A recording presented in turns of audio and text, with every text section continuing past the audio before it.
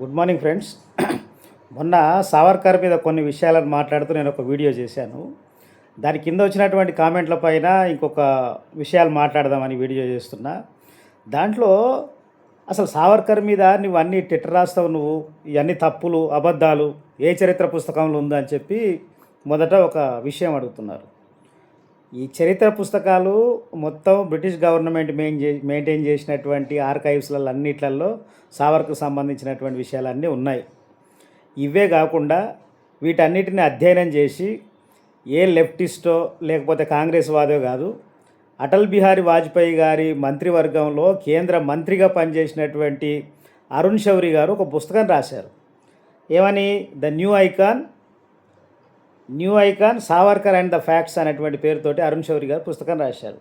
మీరు దాన్ని చదవండి. దాంట్లో సావర్కరు దుంకింది, పోయింది, ఏం జరిగింది, ఏమేం చేశాడు, వాస్తవాలను చాలా విషయాలు రాశాడు. ఒకసారి అది చదవండి. ఎంతగానము మీ వర్గాలలో లేకపోతే మీకు చెప్పినటువంటి ఒక ఊకదంపుడు ఉపన్యాసాలలో రెచ్చగొట్టేటువంటి తరగతులలో చెప్పిన నిజాలు కాదు కదా. చరిత్ర వేరే తిరుగుంది. ఆ చరిత్రను అధ్యయనం చేయండి. ఎంత తప్పుడు అభిప్రాయాల మీద చెప్పినటువంటి పెడుతున్నారంటే సావర్కర్కి 30 ఏళ్ళు 50 ఏళ్ళు జైలు ఉన్నాడు అని రాస్తున్నారు. జైలు శిక్ష పడ్డది 50 ఏళ్ళు, 2 శిక్షలల్లా. కానీ సావర్కర్ అండమాన్ జైల్లో ఉన్నటువంటిది 11 సంవత్సరాలే. ఆ తర్వాత రత్నగిరి జైల్లో తీసుకొచ్చి ఇంకో 2 సంవత్సరాలు పెట్టారు. మొత్తం 13 సంవత్సరాలే. ఇది ఇంత తొందరగా బయటికి వచ్చినటువంటి వాడు కూడా సావర్కరే, అండమాన్ జైలు నుంచి. ఎందుకు? ప్రభుత్వానికి మెర్సీ పిటిషన్లు రాసుకొని బయటకు వచ్చాడు.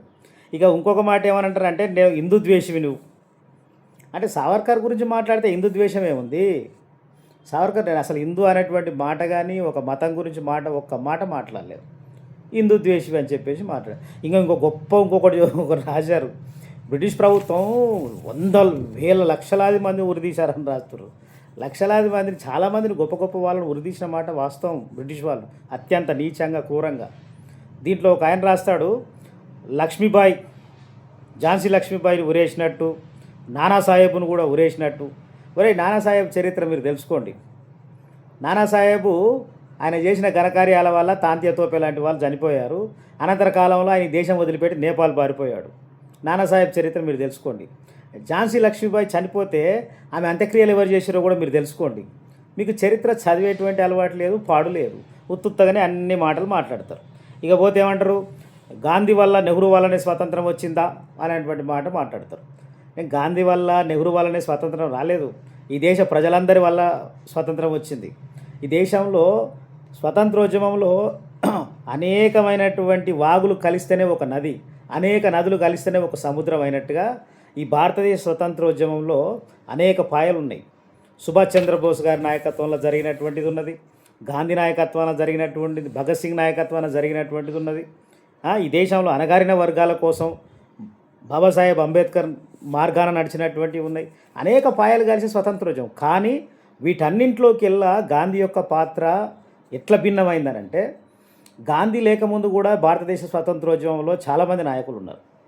కానీ గాంధీకి వాళ్ళకున్న తేడా ఏంటనంటే, గాంధీ సగటు జనాలను, మాసెస్ని స్వతంత్రోద్యమంలోకి తీసుకురాగలిగాడు మిగతా వాళ్ళకన్నా. కనుక గాంధీ దేశానికి, స్వతంత్రోద్యమానికి ఒక ఐకాన్గా నిలబడ్డాడు. అట్లాంటి గాంధీని, నెహ్రూని రోజువారీగా తిట్టడమే మీ పని. అంతకన్నా మించి మీరు చదివేది లేదు, పరిశీలించేటువంటిది లేదు. గాంధీకి, నెహ్రూ కంటే అసలు జైలు శిక్షణ పడలేదంట. చదివారా మీరేడన్నా? నెహ్రూ ఎన్నేళ్ళు జైలు ఉన్నాడు తెలుసా నీకు? గాంధీ ఎన్నేళ్ళు జైలు ఉన్నాడు తెలుసా? గాంధీ ఒక ఐకాన్గా ఈ దేశానికి మారాడు. భగత్ సింగ్ ఒక ఐకాన్గా మారాడు. ఇంకొకటి మాట్లాడుతున్నాడు, సుభాష్ చంద్రబోసు, భగత్ సింగ్ లాంటి వాళ్ళంట సావర్కర్ ఉపన్యాసాలు విని వాళ్ళు స్వతంత్రోద్యమానికి వచ్చారట. అసలు సుభాష్ చంద్రబోసు భారత జాతీయ కాంగ్రెస్ తోటి, గాంధీతోటి విభేదించి ఆయన ఆజాద్ హింద్ ఫౌజ్ను స్థాపించాడు. అంతకన్నా ముందు సుభాష్ చంద్రబోస్ 1938లో హరిపురి కాంగ్రెస్లో ఆయన ఇండియన్ నేషనల్ కాంగ్రెస్ ప్రెసిడెంట్ అయ్యిండు. తర్వాత ఆయన అంతర్గత సమస్యల వల్ల కాంగ్రెస్ ఆయనను ముందర పడనీయకపోవడం వల్ల రాజీనామా చేసి వెళ్ళిపోయాడు. అసలు సుభాష్ చంద్రబోసు భారత జాతీయ కాంగ్రెస్కు అధ్యక్షుడు కావడానికి ప్రధానమైనటువంటి కారణం కమ్యూనిస్టులు. ఆ రోజు కమ్యూనిస్టుల మీద నిషేధం ఉండడం వల్ల కాంగ్రెస్ సోషలిస్ట్ పార్టీగా కమ్యూనిస్టులు ఆ రోజు పనిచేశారు. వీళ్ళందరూ కలిసి హరిపురి కాంగ్రెస్కి మొబిలైజ్ చేసి సుభాష్ చంద్రబోస్ను కాంగ్రెస్కి అధ్యక్షుడు చేశారు. దాని వెనకాల ఉన్నది అది. కనుక చరిత్ర తెలియదు, మన్ను తెలియదు. ఇక వీర సావర్కర్ గురించి చెప్తారు. సావర్కర్ని వీరుడు అన్నదేవాడా? సావర్కర్ నిజంగానే తన బయోగ్రఫీ తను రాసుకుంటే ఇబ్బంది లేదు, ఆటోబయోగ్రఫీ రాసుకోవచ్చు. కానీ సావర్కర్ ఏం చేశాడు? చిత్రగుప్త అనేటువంటి ఒక పేరు పెట్టి వీర్ సావర్కర్ అనేటువంటి పుస్తకాన్ని రాశాడు. దాన్ని రాసుకోవచ్చు కదా.